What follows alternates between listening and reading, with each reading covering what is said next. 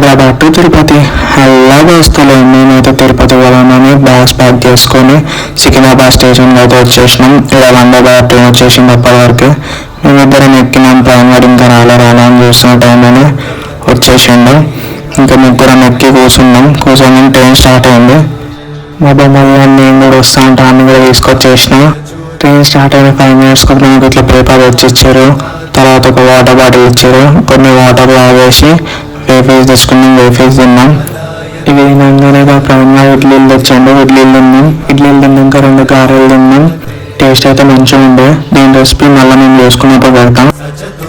ఇక తినేసి కడుపు ఫుల్ ఉందని చెప్పి డోర్ కాడికి వచ్చేసినాం. చూసేపు టైం పాస్ చేసుకొని లైట్లతో ఆడుకునే వరకే తిరుపతి అయితే వచ్చేసింది.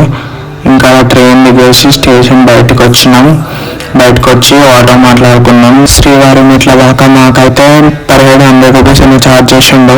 ఇంకా